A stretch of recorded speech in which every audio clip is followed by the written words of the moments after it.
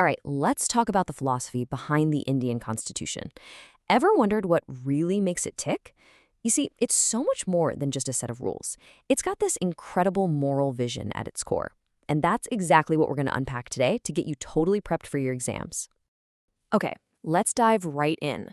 If you think the Indian Constitution is just some dusty old legal book, think again. It's actually built on this really deep philosophical foundation. And honestly, if you want to understand India today, you've got to get a handle on these core ideas. So, where do we start? First up, we're going to look at something truly groundbreaking: how the Constitution pulls off this amazing balancing act between individual freedom and a serious commitment to social justice. Now, if you look at a lot of Western liberal traditions, the big focus is almost always on the individual, right? Their rights, their freedoms. But India took a different path right from the get-go. Here, the idea of liberty was always, and I mean always, tied to fixing the deep-seated social injustices of the past. And this is such a crucial point, you guys. The people who wrote the Constitution, they knew that simply saying, okay, everyone's equal now and giving everyone the right to vote just wasn't going to cut it. Not after centuries of discrimination. They realized the state had to step in to actively play a role in leveling the playing field. So you see, this wasn't just some vague, hopeful wish. Nope, it was a solid plan written right into the Constitution itself. It lays out a clear roadmap. First, admit there were these huge injustices. Then, put concrete solutions in place, like the reservation system for scheduled castes and tribes and legislatures and jobs. Okay, so this whole idea of looking at the social context, it flows perfectly into our next point, which is another totally unique feature of the Indian Constitution, its special brand of secularism. And trust me, it's very different from the Western model. This is where things get really interesting. You know how in the West, they often talk about this strict wall of separation between church and state? Like, they can't have anything to do with each other? Well, India decided to go a different route, with a much more flexible, more nuanced approach. And this brings us to a super important term, definitely one to remember for your exams. It's called principled distance. Basically, it means the state isn't rigidly separate from religion.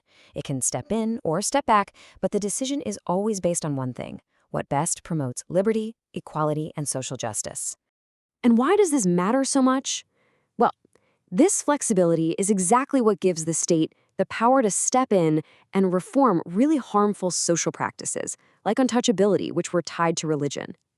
At the same time, it can also support religious groups when that support helps uphold our constitutional values. It's the best of both worlds, really. All right, moving on. The Constitution didn't just stop at individual rights. It did something else that was pretty radical for its time. It explicitly protected the rights of groups, recognizing just how central community is to life in India. Think about it. The framers totally got that. In India, a person's sense of self, their dignity, is often all tangled up with the status of their community. So it just made sense, right? If you protect the community, you're also protecting the individual within it. And this isn't just a nice idea on paper. It translates into real, solid constitutional rights. For instance, religious and linguistic communities have the right to set up their own schools. And get this, they can even get money from the government to do it. It's all about helping them preserve their unique culture. So, let's pull back for a second. We've got social justice, this unique secularism, and group rights. The big question is, how on earth did this mix of ideas manage to create one single unified nation out of a place with so much diversity? Well, you can think of these core achievements as the pillars holding the whole thing up. You've got this commitment to liberalism, but also to social justice. You've got respect for group rights. And of course, universal voting rights and a unique federal structure. It's this careful balance that created the framework for a strong, united India. And that brings us to another key concept: asymmetric federalism. It sounds complicated, but it's not. Unlike, say, the US, where every state is kind of the same legally, India's system is flexible.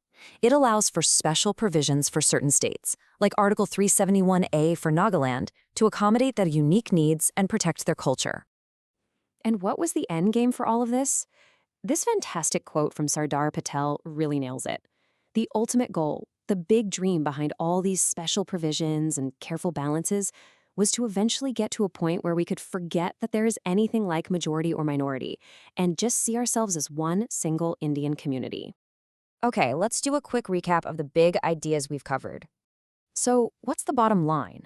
The philosophy of the Indian Constitution is this really unique mix, right? It's all about social justice, that special principled distance secularism, a real focus on group rights, and that flexible, asymmetric federalism.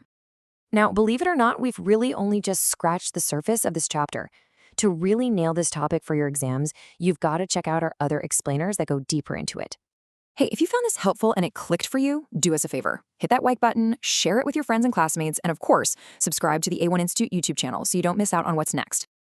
And remember, if you need more personalized help, whether it's notes, guidance for your studies, or admissions info, don't hesitate to contact us at A1 Institute.